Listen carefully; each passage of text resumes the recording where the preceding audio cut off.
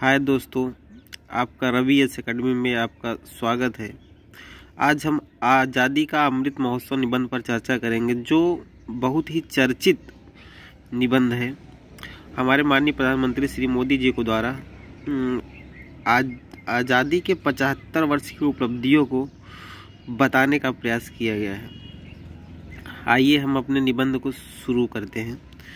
निबंध में पहले कोटेशन या कुछ पंक्तियाँ डाली जाती हैं जो निबंध को आकर्षक बनाती हैं। आइए शुरू करते हैं। कुछ नशा तिरंगे की आन का है, कुछ नशा मातृभूमि का मान का है। हम लहराएंगे हर जगह इस तिरंगे को, ऐसा नशा ही कुछ हिंदुस्तान की शान का है। तो उपयुक्त वाक्य में जहाँ मातृभूमि के प्रति प्रत्येक भारतीय के अगाध प्रेम की अभिव्यक्ति है, वहीं आज़ादी का अमृत महोत्सव जश्न है। इस आज़ाद देश के 75 वर्ष की उपलब्धियों का जो उसने वर्ष 2047 में गुलामी की बेड़ियों को तोड़ने के बाद प्राप्त किया है, इसमें हम ऊपर की पंक्तियों का विस्तार किया गया है। आगे आइए देखते हैं। माननीय प्रधानमंत्री नरेंद्र मोदी जी ने 12 मार्च 2021 को दांडी मार्च की 91वीं वर्षगांठ के अवसर पर गांधी आश्रम गुजरात से इस जश्न का शुभारंभ किया, जहां से महात्मा गांधी के नेतृत्व में 78 सहयोगियों ने दांडी मार्च की शुरुआत की थी।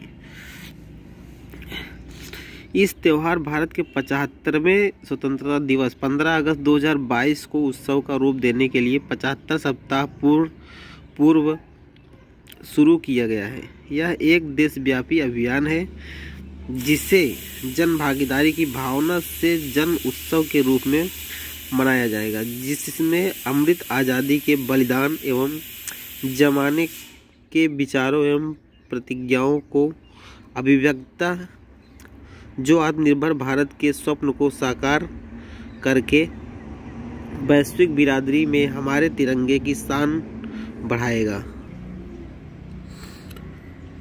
यह महोत्सव मुख्यतः 5 स्तंभों पर खड़ा है।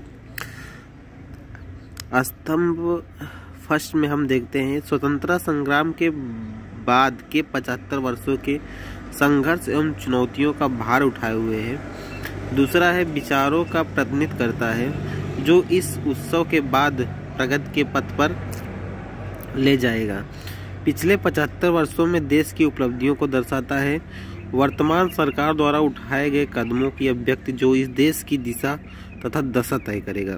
नागरिकों का संकल्प का द्योतक है, जिनसे देश के उज्जवल भविष्य एक विकास का मार्ग प्रशस्त होगा।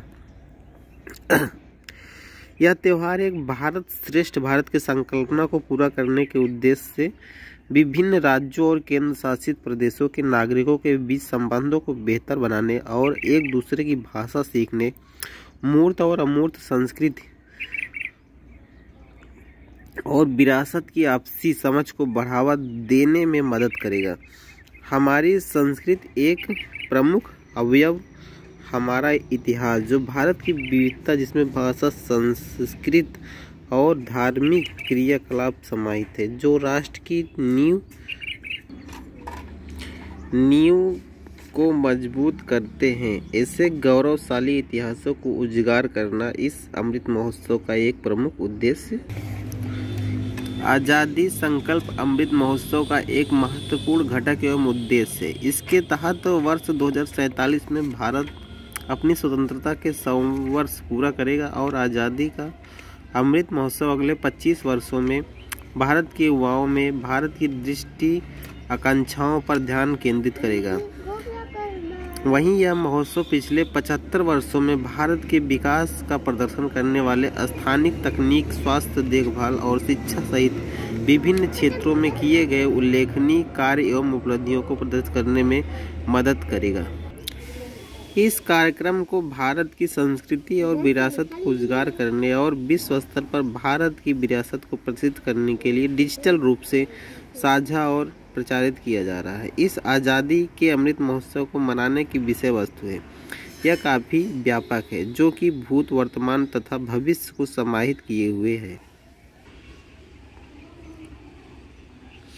अगर हम अपने प्राचीन इतिहास या प्राचीन अतीत की बात करें, पहले ये देखिए, हम इसको अपना छोटा बना दिए हैं, आप लोग इसको विस्तार से कर सकते हैं। प्राचीन इतिहास में क्या हुआ था हमारे, और हमारे मेडुअल हिस्ट्री में या जो हमारा मध्य का समय था, मध्यकाल भारत था, उसमें क्या हुआ था, क्या चीज़ें का विकास हुआ था, किस संस्कृति का प्रसार हुआ था, और किस किस की खोज हुई थी, क्या क्या हुआ था, कैसे हुआ था, इन सब की मतलब विस्तार से आप लोग इसमें लिख सकते हैं।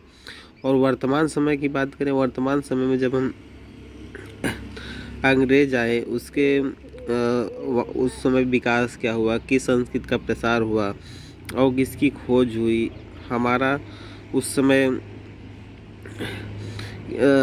समय इतिहास की अगर बात करें तो उस समय हम कितने शिक्षित थे,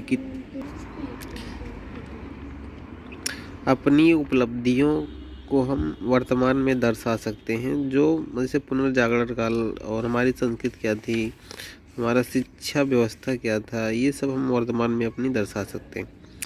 और आगे हम देखते हैं कि आज़ादी का अमृत महोत्सव अपनी कई नियोजित गतिविधियों के साथ युवाओं को नए अवसरों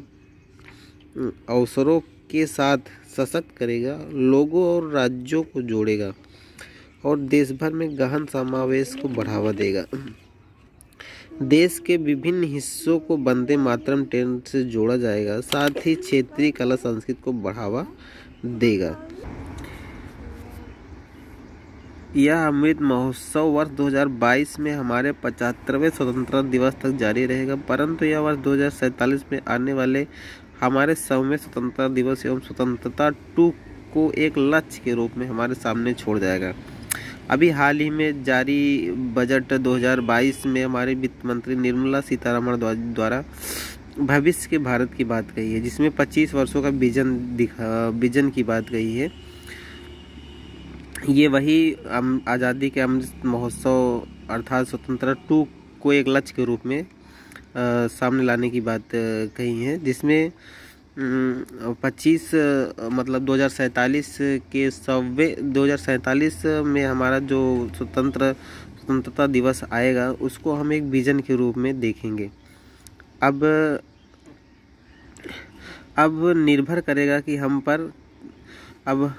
हम पर करेगा यह होगा कि हम अपने स्वतंत्रता सेनानियों, अपने वैज्ञानिकों एवं अपनी सामाजिक संस्कृति के साथ, अपनी अर्थव्यवस्था, अपने ज्ञान विज्ञान के साथ अपनी आज़ादी के शताब्दी वर्ष को किस तरह देखें और कैसे मनाएं। दोस्तों, इसको आप विस्तार पूर्वक और भी कर सकते हैं, हमने ये संक्षेप में लिखा है। आप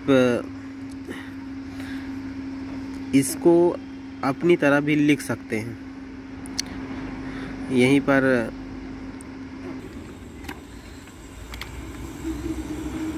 यहीं पर आप बजट 2022 में माननीय वित्त मंत्री जी के द्वारा आज़ादी के अमृत महोत्सव पर चर्चा किए